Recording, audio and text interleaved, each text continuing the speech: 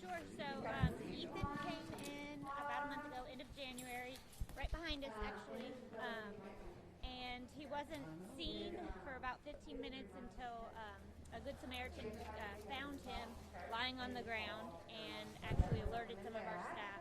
That's when he was rushed into vet services. When he got there, we weren't honestly sure if he was alive. He was lying on his side.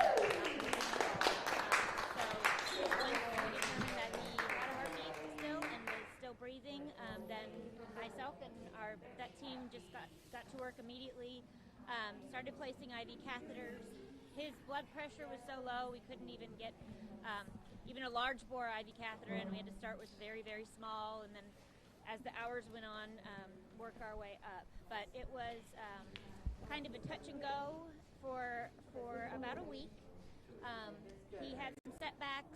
He had to go to the emergency hospital, and for a long time he had some neurologic issues and couldn't even walk. And we weren't sure if this was, if he was going to be okay, and if he even, started to gain weight. Was he going to be normal? Was he going to be friendly? We didn't know what his story would be. But remarkably, he has grown. He walked almost immediately coming back from the ER, and we're just blown away by his story. His story is just remarkable. And then the response from the public has also been absolutely so supportive, overwhelmingly positive, and it's just been a really fun thing. So the plan was basically to then interview her once they go in. Has a happy ending, and then Jeff and his family are as in love with who Ethan is. This obviously isn't the story a lot of the time. You guys do this work day in, day out.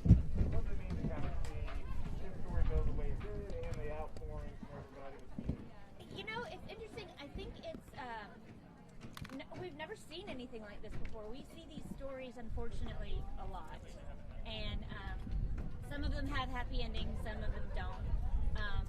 But for some reason, I don't know if it's the time of COVID, or everybody's at home and everybody needs something to wish for and root for. So, and I've asked people, have you ever seen any response like this before from the public? And our city has just been like, go Ethan, team Ethan, every day, checking the website, and it's truly just amazing. We're all so, I think, heartened by it. There's so much negative that we're bombarded with all the time, and this has been a wonderful, lovely story.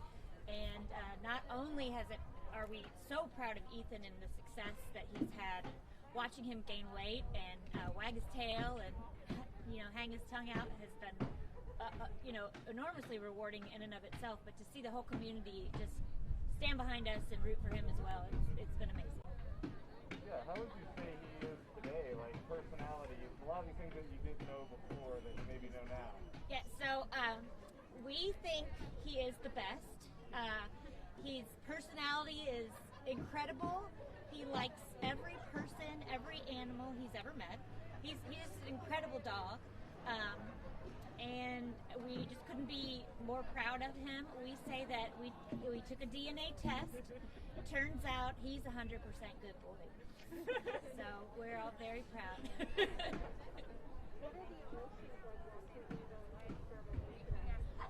We're thrilled. We know Jeff really well, and from the beginning, Jeff has a lot of large dogs, and when we saw him and we were thinking of a foster, we thought, Jeff would be a great foster. He has great experience. He knows how to handle large dogs, and he has a bunch at home. If he could foster, that would be incredible. And then when he said, I would love to foster Ethan, we were like, oh my gosh, please, yes, that would be amazing. And then everything fell into place perfectly. He every day he would text me and be like, can this dog be any better? He's just absolutely perfect. He gets along with everyone. It's the story has been just perfect from obviously the start wasn't perfect, but from that point when we started working on him, it's everything is falling into place beautifully.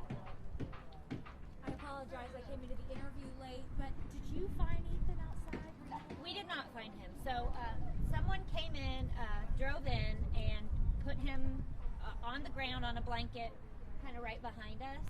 And then it was about 15 minutes, we know from cameras, it was about 15 minutes after that someone came in, they were here for donations, and they saw him lying on the ground and called a phone number and said, did you guys know there's a dog out here? And once that happened, then our staff came out and picked him up and ran him back to vet services, and that's when we got started on him. What was that like, seeing him come in that day? We didn't know even. I thought he was dead the first time I saw him because he was lifeless. So it's what we do with ER. You see there's a problem and you just immediately go into work mode. We all were eating lunch. It was in the middle of the day. We just put our food down, got up, and went to work. It's just unfortunately, it's not something that's unusual. It happens frequently, and that's just what we do. And luckily with Ethan, it had a happy ending. Yeah. Sorry, Alyssa had mentioned that all of these donations poured in from all over the country.